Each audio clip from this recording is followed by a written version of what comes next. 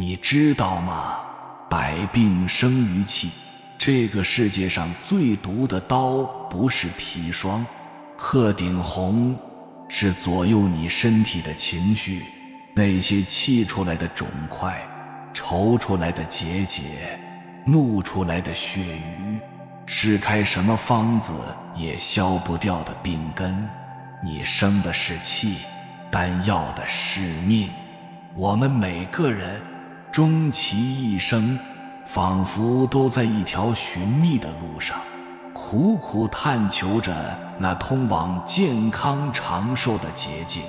然而我们常常向外寻找，却忽略了那真正博大精深的养生之学，其实早就在千百年前的时光里，被我们的祖先构建成了一座宏伟而精妙的殿堂。我们这些后世子孙，大多时候只站在殿堂之外，看见了它飞檐斗拱的轮廓，却很少有机会推开那扇沉重的门，步入其中，领略其内在的深邃与光明。我们所知的往往只是些零散的碎片，徒有其表，难得其理。在这个影片中，我将带你认识养生之道的真谛，您将会惊奇地发现，古人留下的智慧，其深度与广度远超我们今日的想象，其中蕴含的生命奥秘，不仅是调理身体的方术，更与我们如何在纷繁俗世中安身立命、为人处事的智慧悄然相合，彼此辉映。现在我将为您一层层揭开这卷古老画轴，展现其中最璀璨的精华。这段心灵的旅程或许会比较长，倘若您此刻身有他事，无法一气呵成地看完，不妨先轻轻点击订阅，为我们之间留下一个再次相遇的印记，以免这扇门一旦关闭，就消失在信息的洪流中，再难寻觅。同时，若您觉得这份智慧值得被更多人知晓，也请您慷慨地分享给身边那些您最珍视的人，尤其是家中的长者。这份源自古老东方的生命智慧，或许能成为他们晚年岁月里一份温暖而有力的健康守护。清代医家在《医全出编》中有言：人之生，气之聚也，气聚则生，气壮则康，气衰则弱，气散则亡。这短短数言，便道尽了生命之根本。意思是说，我们所说的气，并非空洞的玄学，而是构成我们身体、维持生命运转的最基本、最精微的能量流。它如同国家的军队，肩负着防御外邪、增强我们抵抗力的重任。这股生命之气，虽然我们肉眼看不见，双手摸不着，但它却像阳光与空气一样，是我们须臾不可离的生命之源。一旦气机耗散，油尽灯枯，生命的大厦便会轰然倒塌。古人常说，真正的智者，其智慧最终都落实在养生之上，而这养生之妙千头万绪，最终都归结于一个核心：养气。古圣先贤为我们留下了一幅珍贵的养气秘法，引导我们如何在生活的点滴中守护并滋养周身之气。秘法曰：慎言语以养神气，既狂喜以养心气，乐助人以养胆气，善之怒以养肝气，少忧思以养脾气，食清淡以养胃气，常咽津以养肾气，深呼吸以养肺气，多运动以养骨气，广交友以养人气，好读书以养灵气，不显露以养元气，居中道以养和气，依内守以养真气，去惰性以养成志气，袒胸襟以养正气。这16句真言如16把钥匙，分别对应着我们生命中16种不同的气，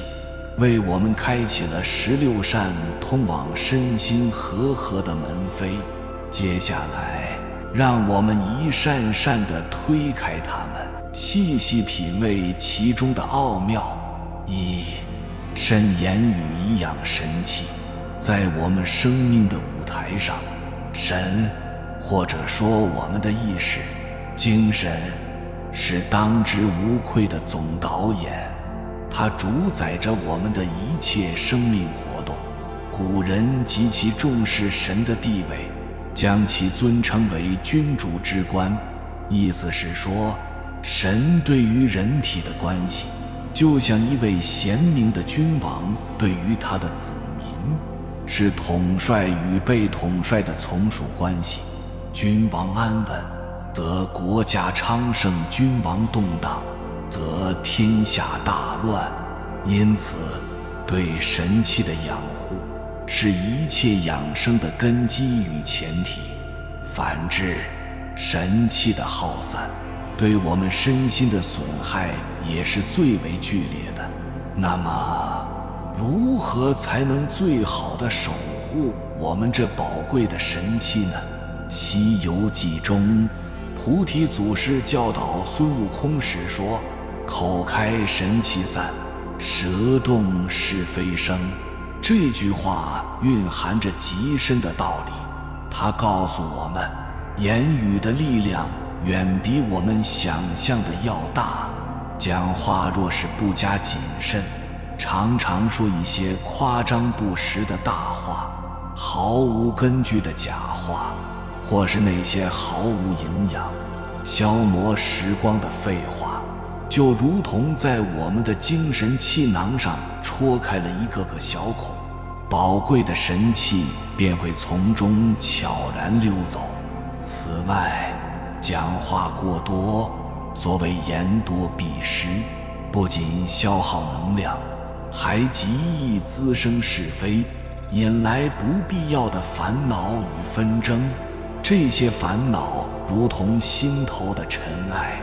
会进一步蒙蔽我们的心神，搅乱我们的心绪，持续地损耗我们的神气，最终影响到身心的整体健康。古代那些真正懂得养生的人，无一不把对神气的守护放在首位。他们崇尚精神内守，病安从来，主张通过寡言、静养的方式，让向外发散的能量回归到内在。这并非是让我们变成孤言寡语的闷葫芦，而是要我们学会说话的艺术，懂得什么时候该说，什么时候该静默。言语要如珍珠，珍贵而有分量，不说则已，一说便能利益他人，启迪自己。当一个人的神气充足时，他的精神状态自然会变得稳定、沉静，眼神会变得清澈而有定力。在这种状态下，精神作为生命活动主宰的地位才能真正确立起来。它将不再轻易被外界的风吹草动所影响，内心拥有一种如深潭般的静谧与力量。这便是养生的第一步，也是最重要的一步，从管住自己的嘴巴开始。即狂喜以养心气。修行路上，养生途中最大的障碍之一，莫过于我们那如潮水般起伏不定的情绪。情绪的产生，其根源在于我们的大脑接收到外界各种信息刺激后，在心理层面引发的不同涟漪，喜、怒、忧、慈、悲、恐、敬，古人称之为七情。正是这些心理涟漪的具体呈现，七情的每一次波动，都直接牵动着我们体内五脏六腑的气机。喜这种情绪，直接影响的是我们心脏之气的变化。《黄帝内经·素问》中说：“喜则气缓。”这个缓并非舒缓，而是松懈、涣散的意思。我们都有这样的体验，当过于高兴时，往往会笑得前俯后仰，甚至上气不接下气，感觉整个人都散掉了。这就是心气过度松弛涣散的表现。中医理论认为喜伤心，这里的喜当然不是指日常的愉悦和开心，而是特指那种突如其来的、强度极大的，甚至失去理智的大喜与狂喜。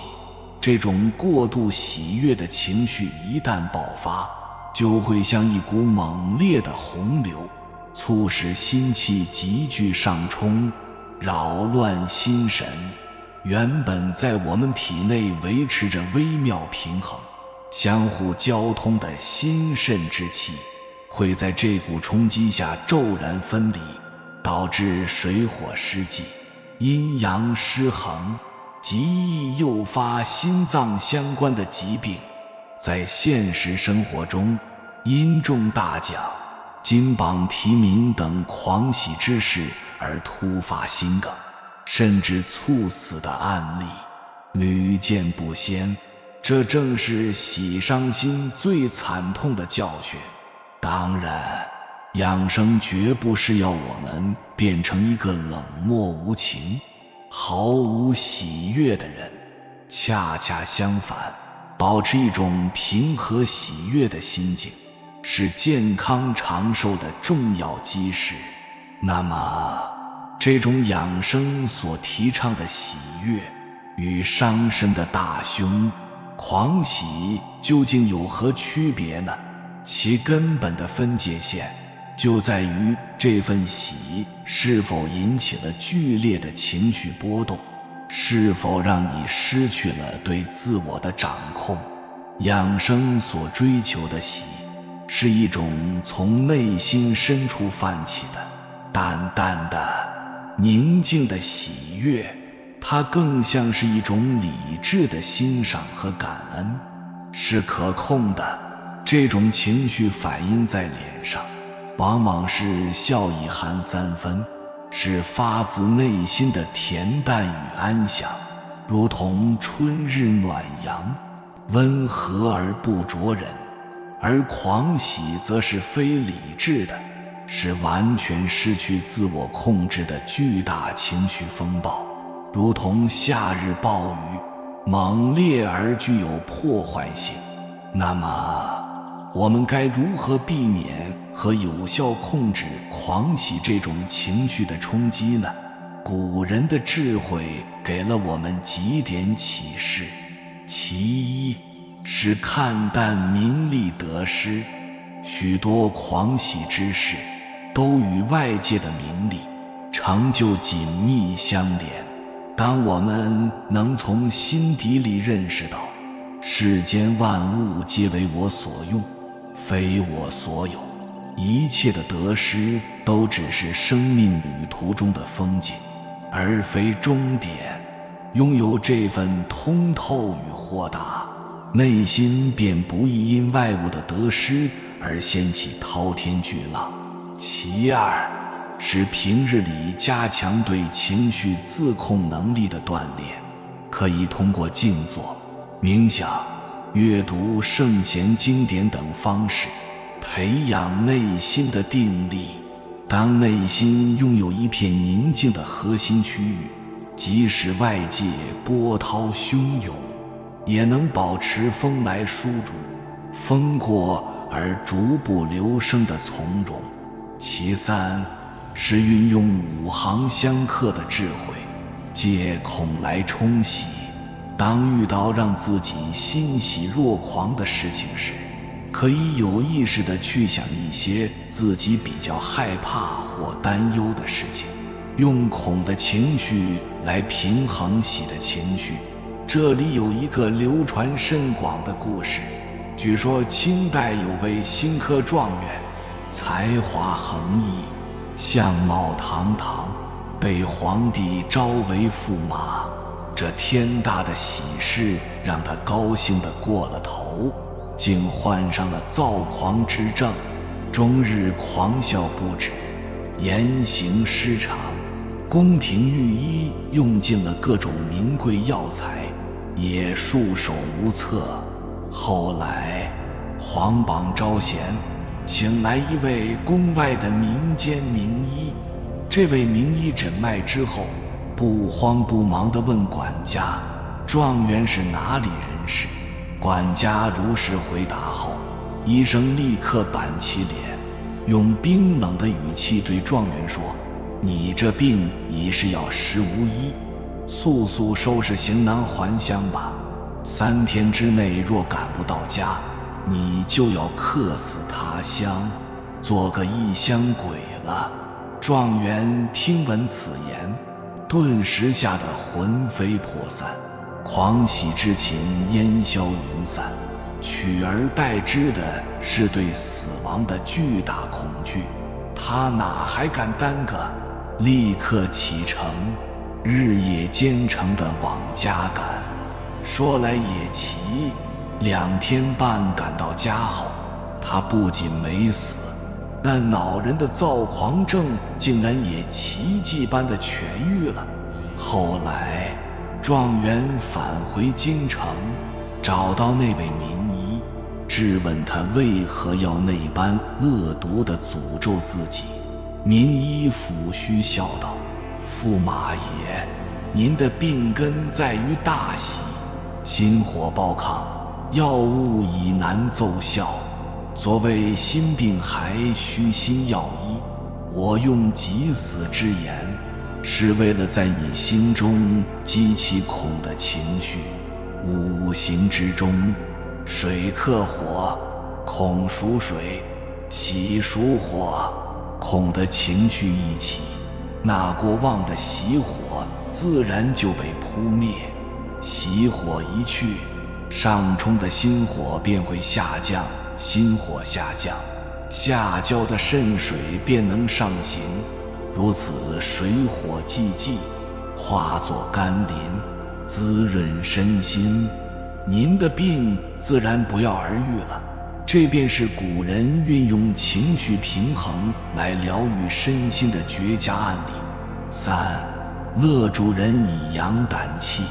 一个人的胆气大小，往往不是由他的体格或地位决定的，而是与他内心攻心的多少息息相关。老子在《道德经》中说，吾所以有大患者，唯吾有身及我无身，吾有何患？这句话的深意是，我之所以常常会担心有祸患降临，是因为我总是把自己这个身看得太重，时时刻刻考虑的都是自身的安危得失。如果有一天我能够超越这个小我，达到无我的境界，心中装的是天下苍生，我又有什么可担心的祸患呢？在这里，老子实际上是在教导我们，为人处事要多行善举，常怀助人之心。当我们少一些我自当头的私心杂念，多一些为他人、为集体着想的公心时，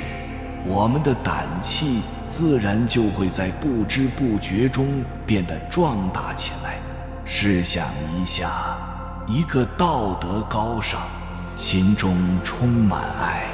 勤于为他人服务的人，他的内心一定是阳光、乐观、坦荡的，因为他无私，所以无畏。俗话说得好，心中没亏心事，不怕半夜鬼敲门。这种不信邪、不畏难的浩然胆气，其根源就在于内心的澄澈无私。反过来看，那些私心极重的人，总是君子坦荡荡，小人长戚戚。他们内心常常被各种计较、担忧、恐惧所占据，处处谨小慎微，生怕自己的利益受到一丝一毫的损害。他们的内心很少有真正的安宁，活得既辛苦又疲惫。特别是那些做了亏心事、违法乱纪的人，更不可能拥有豪壮的胆气与平和的心态。他们在作案时或许会有一时的侥幸与猖狂，但案发之后，内心必然会陷入无尽的恐惧与煎熬之中，终日提心吊胆，惶惶不可终日。因此，养胆气的最好方法，就是走出自我的小天地，去奉献，去关爱。每一次不求回报的付出，每一次真诚的助人，都是在为我们的胆气注入一股清泉。当我们的心胸因容纳了更多的人而变得开阔时，胆气，这股生命的勇气与魄力，也就在其中得以涵养与升华。4. 善治怒以养肝气。怒伤肝，这是一句我们耳熟能详的养生格言。暴怒的情绪，其破坏力之大，甚至能够置人于死地。三国演义中诸葛亮3气周瑜的故事，便是一个极为经典的例子。周瑜年轻有为，才智过人，但气量却相对狭小。在接连受到诸葛亮的智谋刺激和言语羞辱后，他盛怒之下，导致肝气猛烈上冲。现代医学推测，可能是冲破了肝脏或消化道的大血管，引起急性大出血而英年早逝。另外，根据许多临床观察，那些罹患肝癌的病人，其中绝大多数在性格上都有一个共同的特点：容易发怒，且不善于自我调节和疏解这种负面情绪。这都说明，养护肝气，其中一个至关重要的环节，就是要学会善于制怒，增强对愤怒情绪的觉察、调节与自控能力。这里所说的善于制怒，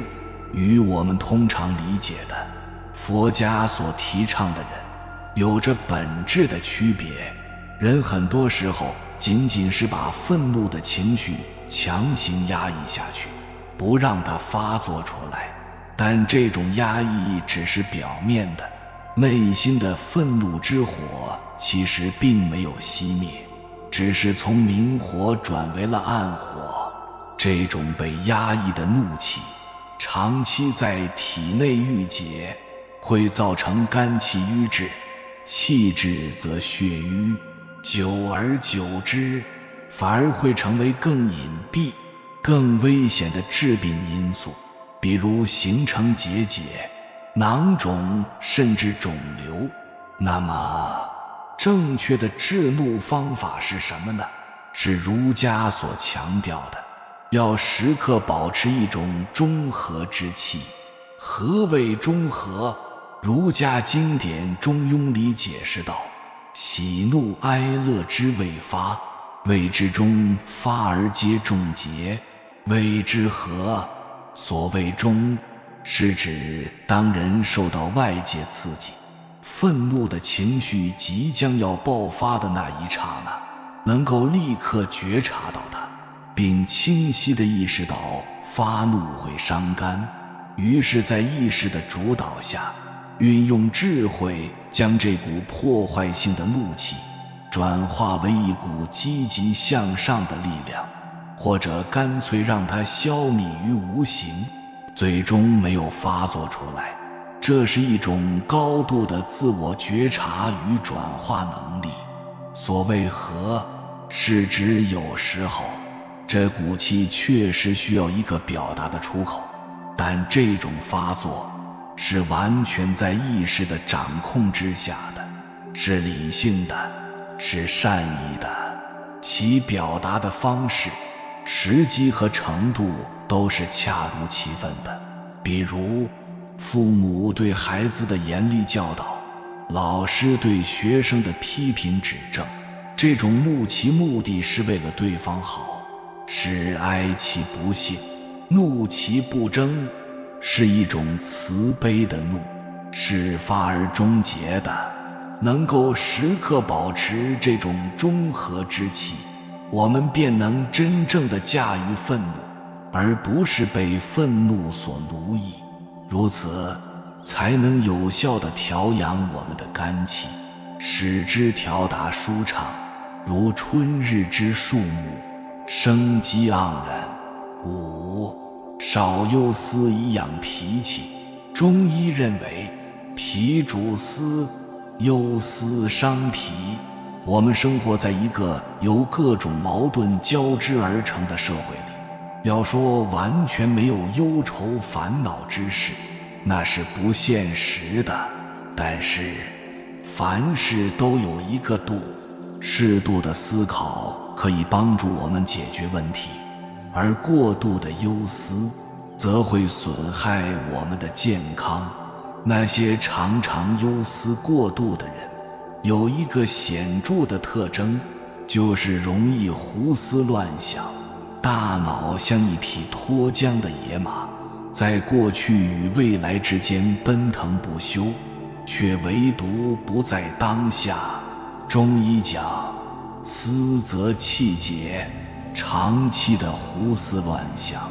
会导致脾胃的气机郁结在一起，运化功能失常，其外在表现就是食欲不振、消化不良、面色萎黄、身体消瘦，精神上也容易出现神经衰弱、失眠多梦等问题，最终导致各种疾病的发生。从养生的角度出发，我们虽然无法彻底杜绝忧思，但完全可以学会减少忧思，或者在忧思来临时有效地将其化解。化解忧思有什么良方呢？关键在于训练我们的心念，让它变紊乱为专一。当思绪纷繁时，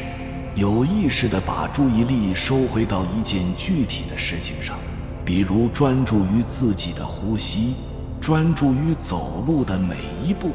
或者专注于一项需要动手的手艺活，便无序为有序，将脑中担忧的事情一一写下来，分清哪些是自己可以控制的，哪些是无法控制的。对于能控制的，制定行动计划；对于无法控制的，学会接纳与放下，变忧愁为乐观，培养一种积极的思维模式，多看事物光明的一面，读一些充满正能量的书籍，接触一些乐观开朗的人，让自己的心境受到感染，变狭隘为宽容。许多忧思源于对他人的不理解，对过往的放不下。学会宽容，不仅是放过别人，更是解放自己。心宽一寸，病退一丈。通过这些方法，我们就能有效地打开那个因忧思而形成的气结，让脾胃之气重新恢复流畅的运化。脾气健旺，我们才能更好地吸收运化水谷精微，将其转化为滋养全身的气血，身体自然会强健起来。6. 食清淡以养胃气。脾与胃，一为脏，一为腑，互为表里，共同承担着人体的消化吸收功能，被称为后天之本。如果说调养脾气更多的侧重于调节我们抽象的意识与情绪，那么养护胃气则更直接地落实在我们每天所吃的食物这些实在的形体之上。胃对人体生命活动的重要性，怎么强调都不过分。我们生命所需的一切能量，都源于胃的受纳与腐熟。养护胃气，首先要做的，就是给我们的胃创造一个宽松舒适的工作环境。如果长期食用大鱼大肉、过于油腻、辛辣刺激的食物，就如同给胃增加了超负荷的工作量，会极大地加重它的负担，久而久之，必然会导致其消化功能下降，甚至引发各种胃炎、胃溃疡等胃部疾病。因此，饮食清淡是养胃的第一要诀。所谓的清淡，并非让我们只吃水煮白菜，而是指一种科学、均衡的饮食原则，具体包括低盐、低糖、低脂肪。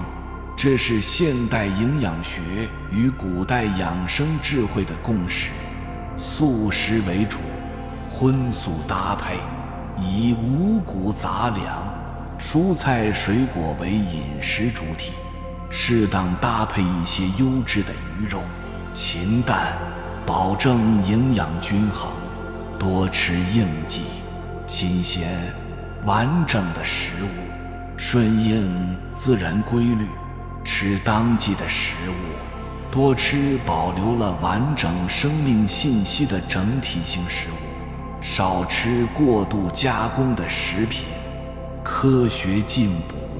根据个人体质的差异和不同季节的变化，进行科学的食补，而不是盲目跟风。同时，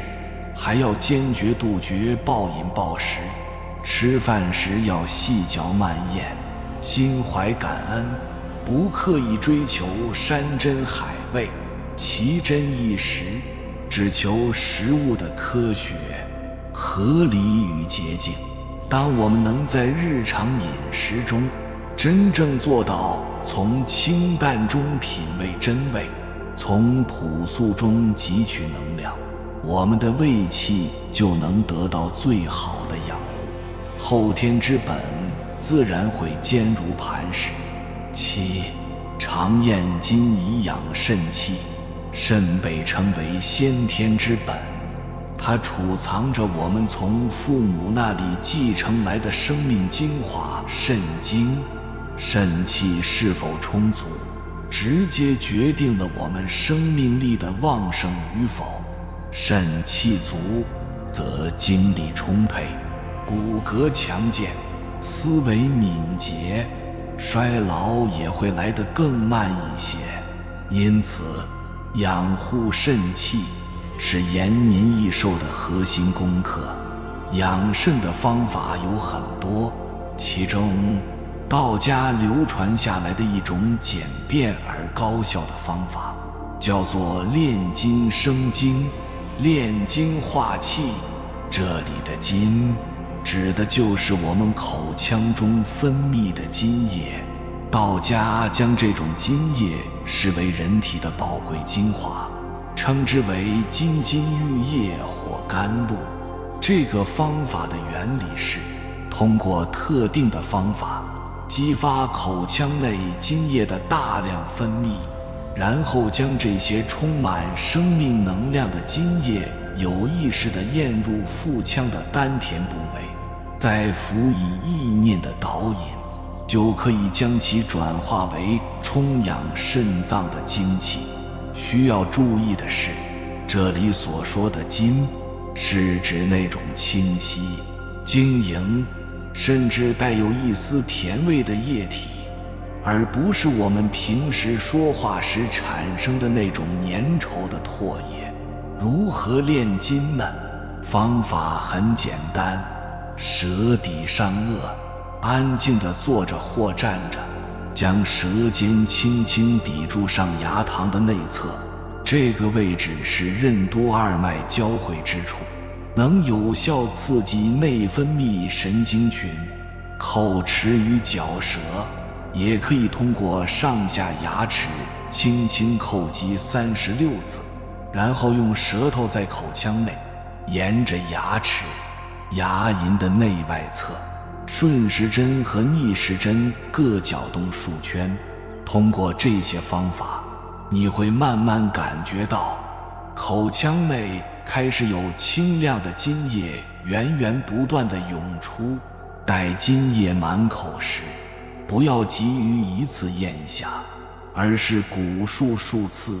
然后分3小口，伴随着咕的一声，用意念将其缓缓地、深深地送至下腹部丹田的位置。这个看似简单的动作，如果能长期坚持，每天早晚练习，日积月累，肾气自然会得到极大的补充与滋养。这是一种不花1分钱却能收获无价之宝的内养功法。8. 深呼吸以养肺气。古人的养生修炼非常强调要做到3调，即调神调节心念，调形调节身体姿势和调息调节呼吸。其中调息是专门针对呼吸的锻炼，要求呼吸要达到深、细、匀、长4个标准。养生的呼吸方法多种多样，如鼻吸鼻呼、鼻吸口呼、胸式呼吸、腹式呼吸等等。但无论采用哪种方法，其核心的追求都是要让呼吸变得深沉、细微、均匀而绵长。这样的呼吸可以极大地锻炼我们的肺活量，增强肺部功能，使我们的身体能够更有效地吸入氢气、氧气和其他宇宙能量，排出浊气。深呼吸是调息的基础和前提，只有呼吸的足够深，才能触及到肺部的每一个角落，实现充分的气体交换。细、匀、长则是深呼吸的质量保证。呼吸要细微到几乎听不到声音，均匀到吸气和呼气的时间相当，绵长到一口气能够持续很长时间。据说古代有些养生家在练习调息时，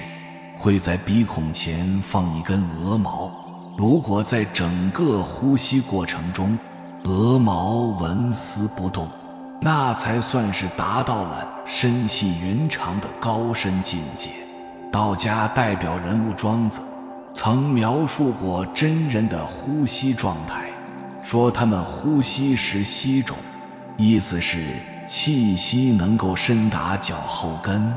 这虽然是一种文学化的描述，但也生动地体现了庄子所推崇的呼吸深度和调息功夫。对于我们现代人来说，每天不妨抽出几分钟时间，找一个空气清新的地方，有意识地练习腹式深呼吸。吸气时小腹缓缓鼓起呼气时，小腹慢慢收回，将注意力完全放在一呼一吸之间。这不仅能极大地充养我们的肺气，更是让纷乱的思绪回归宁静的绝佳法门。9. 多运动以养骨气，生命在于运动。这句名言主要指的是我们形体的运动。经常进行适度的身体运动，可以有效地保持我们肢体大小关节的灵活性。关节的灵活不仅仅是活动自如那么简单，它还标志着我们体内各条经络气路上的大小关爱是畅通无阻的。经络畅通，气血才能顺利地输布到全身的骨骼，骨骼摄取内外营养物质的功能也才能大大加强。一个骨气充足、经络通畅的人，他的骨骼必然是坚韧而有弹性的，绝少会出现骨质疏松、关节僵硬、骨质增生变形等问题。当然，通过形体运动来养骨气也有一定的窍门，这个窍门就是在运动时必须加上意念的参与，做到形与神合。具体来说，就是要把你的意念或者说注意力深深地收到身体内部去，这在内家功法中称为内收法。当你运动上肢时，你的意念就完全的、专注地注入到上肢的肌肉、骨骼和关节中。运动下肢时，意念就注入到下肢。总之，你的身体运动到哪个部位，你的意念就如同探照灯一样，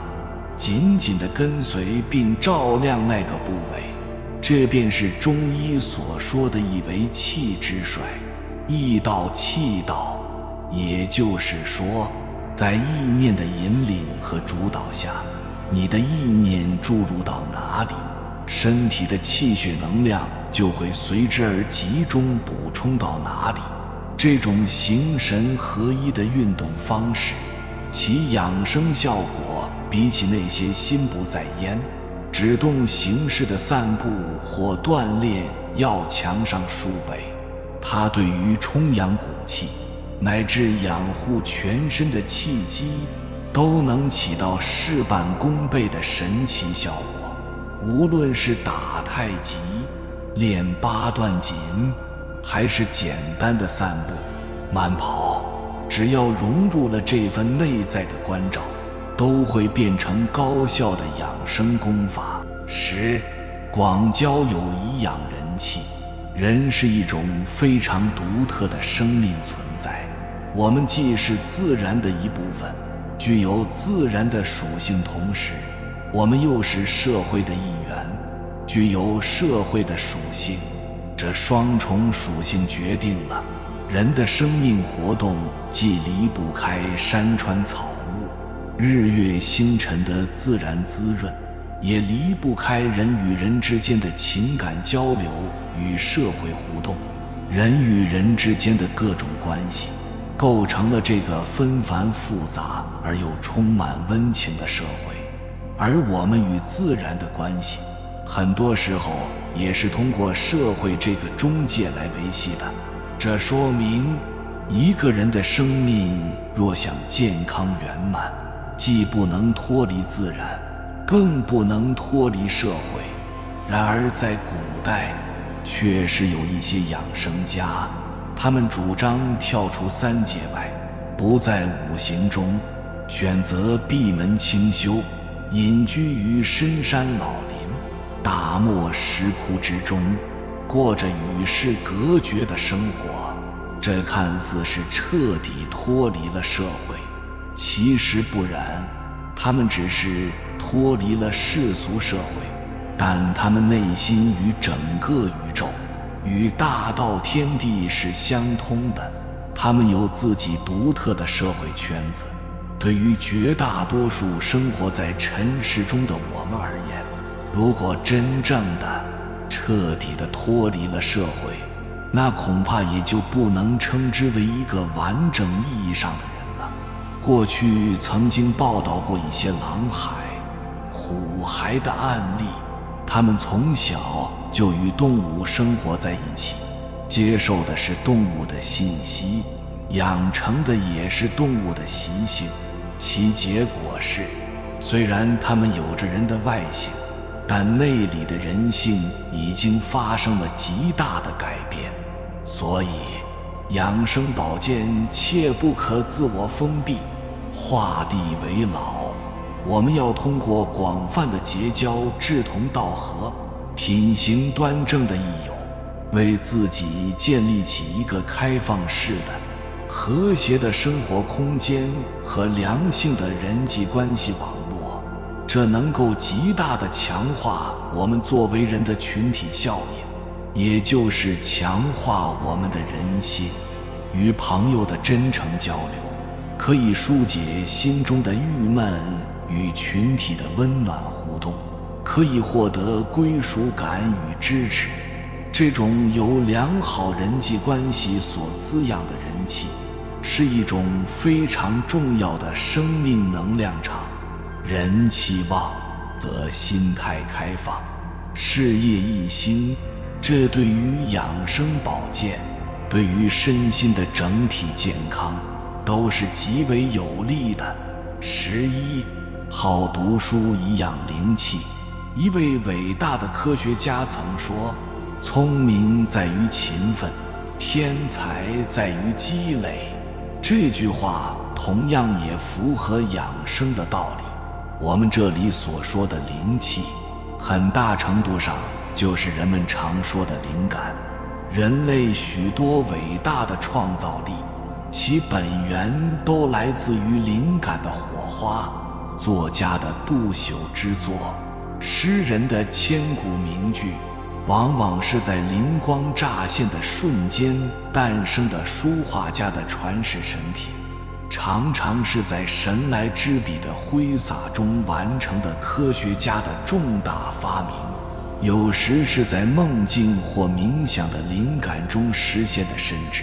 杰出的军事家指挥的那些奠定胜局的重大战役，其战略构想也是在灵感的迸发中筹划和实施的。人的灵感虽然与天资有一定关系，但更重要的是后天的积累。这个积累最重要的途径之一，就是养成读书的习惯，保持勤奋刻苦的学习精神。我们的大脑就像一个巨大的知识信息库，我们通过读书、学习，不断地向这个库里储存各种信息。储存的知识信息越是丰富、多元、深刻，它们之间就越有可能在某个契机下发生碰撞、连接，从而激发出灵感的火花。因此，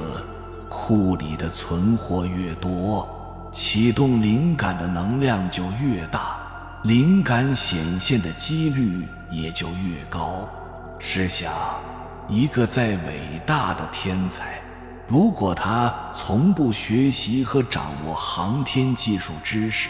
他无论如何也不可能创造出宇宙飞船来。有了灵气，实际上就是拥有了高度的智慧。这份智慧不仅能帮助我们在事业上获得成功，更能让我们从更多维、更深邃的层次去理解生命，去养护自己的身心。读书是在与古今中外最智慧的灵魂对话，这种对话能洗涤我们的心灵，开阔我们的眼界，提升我们的格局，从而涵养出一种通透、灵动的灵气。12. 不显露以养元气。元气是人体所有气中最根本、最原始的一种，它是我们作为生命体在受精卵形成的那一刹那，由宇宙自然注入的最根本的生命信息编码，它伴随着我们生命的全过程。人的生、长、壮、老、已都取决于体内元气的盛衰变化。元气充足，人的生命力就旺盛。正所谓精神焕发，元气减少，生命力就随之衰弱，就会萎靡不振。元气一旦耗尽，人的生命也就走到了终点。在人的一生中，导致元气耗散的途径有几个。其一是遭遇那些对心灵有巨大震撼、对躯体有严重摧残的重大事故；其二是长期生活在精神备受折磨、压抑痛苦的环境中；其三是患上重大的疾病，或经历了大的手术。以上这三种情况，很多时候并非我们的主观意志所能左右，受客观因素的影响比较大。但是还有一个大量耗损元气的重要途径，却是完全由我们的主观因素造成的，那就是喜好炫耀、自我显摆。为什么说显摆会消耗元气呢？因为人体的气机运行，其常态是由内向外发散的，而显摆这种行为是发自内心深处的一种强烈的向外寻求认可和关注的冲动。这种源于根本的向外发散所消耗的，便不再是普通的脏腑之气或营卫之气，而是我们生命最宝贵的元气。一个人是否显摆，是完全可以由其主观意识来控制的。因此，那些真正有智慧的养生家，都把不显露自己、抱朴守拙列为养生的重要内容之一。他们懂得，真正的强大是内心的充实与安宁，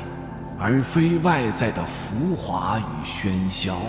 将能量收敛于内，默默地耕耘自己的生命花园，这才是守护元气的无上法门。13. 居中道以养和气。古人认为，那些修养深厚、德行高尚的大德之人，其身体内外会自然而然地萦绕着一团祥和之气，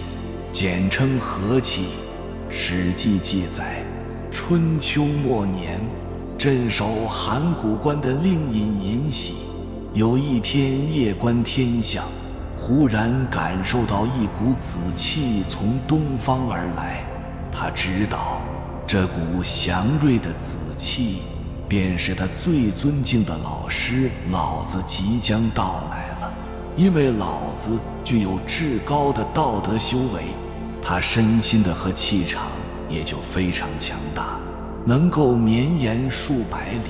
被尹喜这样同样有修为的人所感知。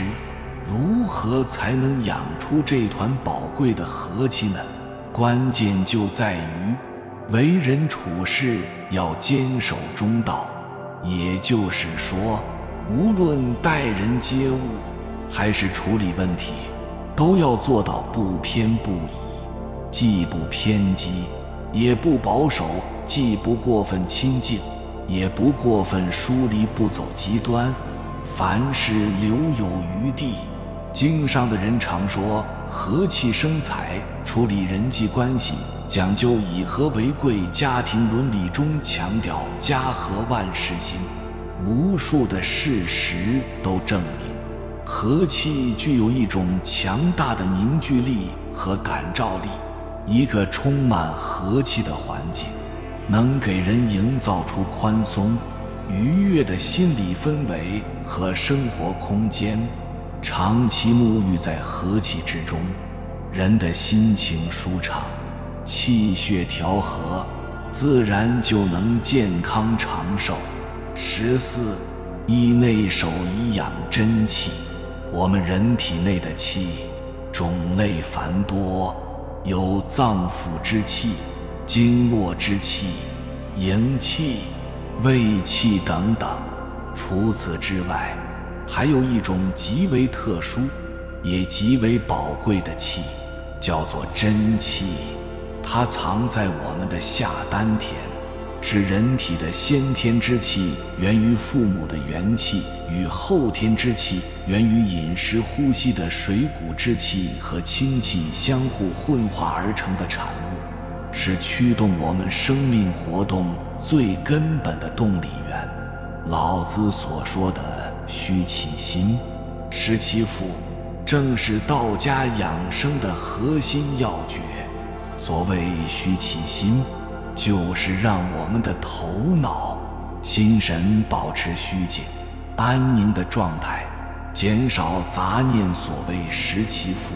就是要让我们的腹部丹田充实，也就是让下丹田的真气充足。如何才能让丹田的真气充足呢？关键就在于运用意念内守的功夫。具体做法是，在身心安静的状态下，将我们的意念轻轻地、持续地引导并安住于下丹田的位置。在意念的持续作用下，就如同文火慢炖，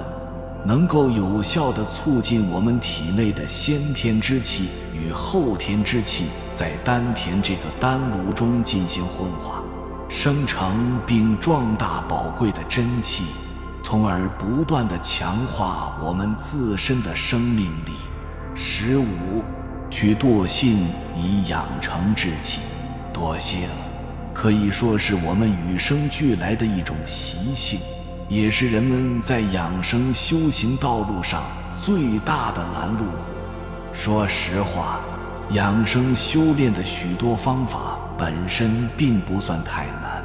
难就难在日复一日的坚持，而阻碍我们坚持的，正是那如田间野草般春风吹又生的惰性。在惰性占据主导地位的情况下，一个人的志气是无论如何也树立不起来的。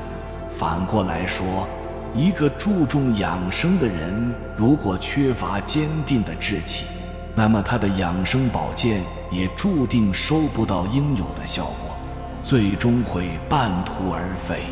养生保健绝非一朝一夕的短期行为，它需要我们用一生的时间去践行。在这漫长的旅途中，我们不可避免地会遇到来自家庭、社会乃至自身的各种干扰，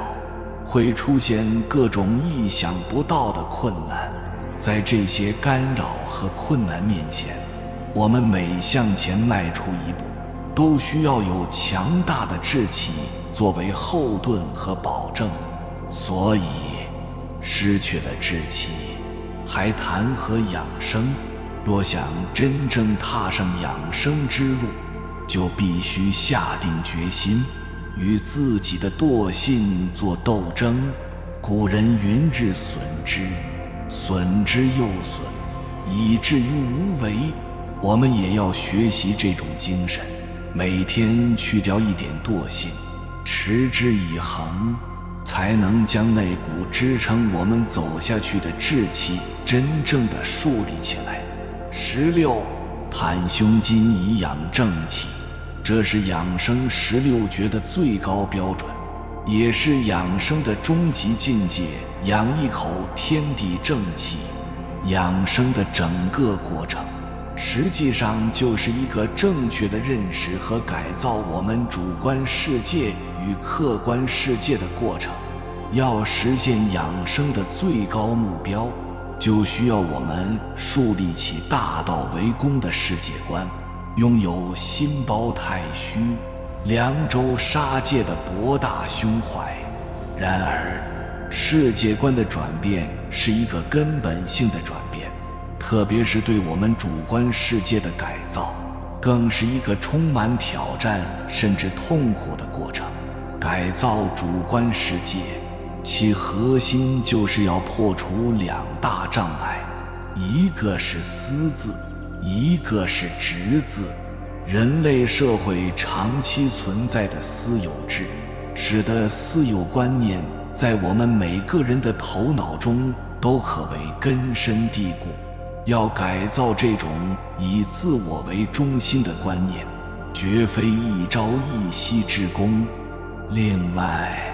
我们普通人在认识世界时，往往带有很强的片面性，缺乏整体观，但却又对自己片面的认知抱有非常强烈的执着。这种执着于局部，忽略整体的世界观和方法论，在社会上带有极大的普遍性。一个人心中若有私心和执见，他就不可能拥有坦荡的胸襟，自然也就不可能颐养出那股磅礴的正气。所以，养生者若想胸襟坦荡，就要在日常生活中时时反观自省，努力地驱除私心，树立公心，常行善心，善用真心，多献爱心。只有这样，日积月累，才能在我们身心中树立起一股顶天立地的浩然正气。总而言之，养生保健是一项宏大而精微的系统工程，它既包括对身体的修炼即修身，但更强调对心性的修炼即修心。两者相比之下，修心无疑是更难，也更为根本的。修心不仅要求我们在安静的环境中，通过静坐、冥想等方式来净化意识、陶冶性情，更多的是要求我们要在纷繁复杂的社会矛盾和人际关系中，去磨练自己的心性，以增强精神的承受力、适应力和自控力，进而在这个过程中不断地拓宽自己的心胸，涵养自己的道德，最终完善自己的人格。即使是修身，也远不像有些人所想象的那样，认为每天打打拳、跳跳舞、练练功就是养生的全部内容了。恰恰相反，任何一种形体运动，如果想要达到真正的养生效果，都不是孤立进行的，它的内里必然包含着许多意识的运动，以及意识与形体如何精妙结合的方法。我们千万不可将其简单化、机械化。至此，养护身心16种气的秘法已为您一一剖陈。或许您会发现，这16条路径虽各有其名，各有其法，但若行走得深了，便会察觉它们最终都通往同一座山的山顶。慎言语与善之怒，看似是约束口舌与情绪，其根源却是在修炼一颗不动不摇的定心乐主人与袒胸襟。看似是外在的为人处事，其核心却是在破除那个画地为牢的我执，好读书与意内守。看似是一动一静的两种状态，其目的却都是为了点亮那盏洞彻万物的慧灯。由此可知，养生之道的千条妙法、万般公诀，归根结底并非是在我们的身体上添加什么，而是在我们的心性上减少什么。他像一位技艺高超的雕刻家，通过不断的削减我们心性上的冗余与障碍，减去一分狂躁，便多了一分心气平和，减去一分私欲，便多了一分胆气豪壮，减去一分执念，便多了一分正气浩然。这减的过程，便是莫为所言的修心。身是舟，心是舵，形体的锻炼，饮食的清淡，呼吸的深长，皆是为这艘生命之舟修补下漏，加固船板，使其能抵御风浪。